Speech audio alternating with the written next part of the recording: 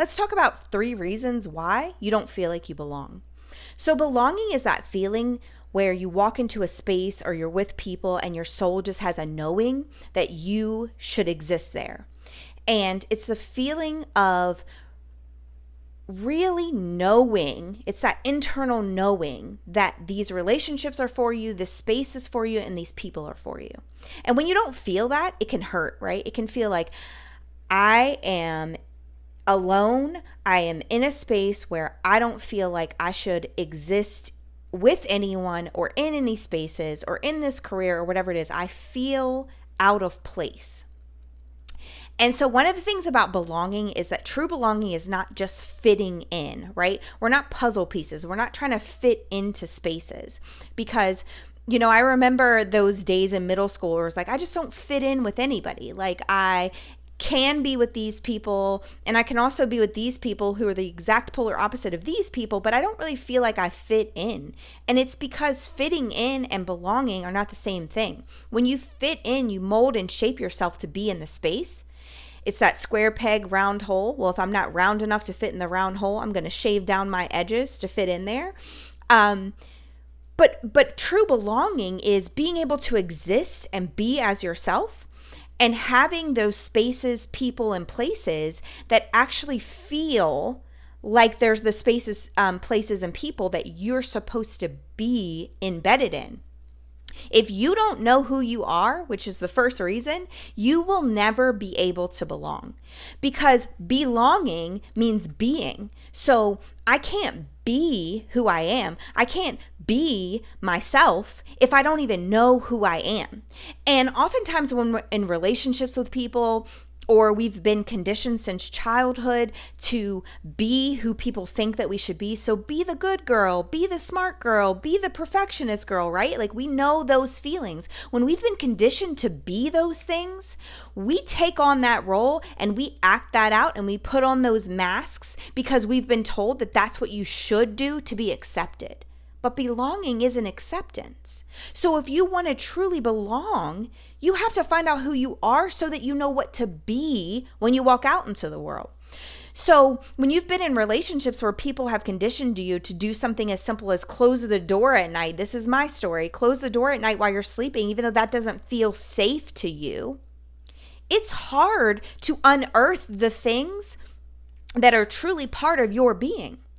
I want to sleep with the door open feels like a very small decision, but when you've been conditioned to believe that that's something that should be controlled, you believe it. So you have to walk through all of those spaces where you feel like people have put their expectations on you, which has caused you to wear a mask of expectation as opposed to be who you really are. And you have to start to throw those masks out the window. That's the only way that you can truly be. It's the only way that you're ever going to unearth who you actually are. And that comes before you can ever get into spaces and feel like you should be there. So when I'm doing the inner work to find out who I am, part of that process is to say, okay, what do I like? What's my favorite color? What do I like to eat? What do I not like? And I tell this story all the time when I was dating and I was trying to figure out who I wanted to be in a relationship with. All of these people wanted to take me to restaurants. Restaurants really aren't my jam. Like going out to eat really isn't my jam. Eating in front of people, can't really talk because you're shoving food in your face. Like it really isn't my thing. But I would do it because that's what people said you were supposed to do when you go on dates. But when I stopped dating and I was dating myself, my very first date that I went on with myself was, I'm going to get dressed and I'm going to take myself to a restaurant. And I went to do it. And then I was like, this doesn't feel like where I would take myself. If I were going to date me, if I was swipe right on myself, where would I take me? And I would take me into nature. I would take me on a hike. I would take me to the river. I would take me to something that's out in nature. So that's what I did. I traded in my heels for some hiking shoes and I took myself on a hike. And that simple act of saying, if I were going to date me, where would I take me? Helped me to unearth these are not things that you have to do. Going to a restaurant on a date or a movie on a date, they're not things that you have to do. They're things that you've chosen to accept. But what you really want to be is somebody who wants to go on a date out in nature, somebody who wants to be around people who are like, want to go kayaking, want to go floating down the river, like those are the spaces. Want to go to a book signing? Yes, yes, and yes to all of those things. So when I truly understood that in order to feel any type of belonging, I need to find out who I was so that I could just be. I remember saying, like, I wish I could just be and people would love me for that being. Well, how are you supposed to just be when you don't know who you are? So you really have to sit down with yourself and literally take an assessment. What's my favorite color? What's my favorite food? What do I like to do? What are my hobbies? And if you can't answer those questions, you got to figure that out, because you can't feel belonging if you don't know who you are to just be able to be. And the second thing is, when you're thinking about belonging, if you're going into spaces that aren't elevating your frequency or the frequency that you're going to, you're never going to feel like you belong. You're going to feel like your energy is either higher than that space or your energy is too low for that space, and that's usually because of insecurity. So if you're going into spaces where the people don't share that same energy as you, you will feel drained. If you're going into spaces where those people are operating at a lower energy frequency than you, you will feel out of place. But let me tell you, when you walk into spaces where the conversation isn't shallow, but it's so deep that you start to learn new things and put things together and analogies start flowing in your brain, that's when you know that the energy is the same. And from that energy comes synergy. So we're operating in similar paths and spaces here. And I'm gleaning from you and you can glean from me. When you continue to put yourself into spaces where the energy level is so low, you will always feel off because that's not alignment. You're basically stifling your energy source so that you can fit in the space and with the energy that you're in the spaces and the people who are in those spaces. When you go into spaces where people are parasitic of your energy, you're going to bring this big energy, but you're going to leave that space feeling drained because it's sucking the literal life out of you.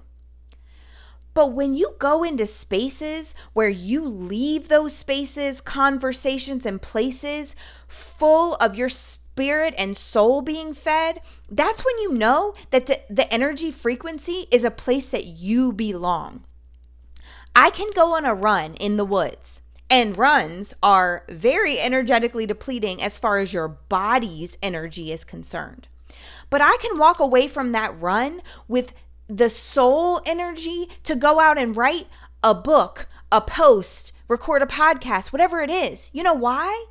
Because though it's energetically depleting to my body, I know I belong in that space because my brain is moving and thoughts are flowing and all of the things that I've suppressed for the day because I didn't have time for them, they start to flow and come out. And the flow is when you know, because if I'm in a space where I belong, that conversation flows.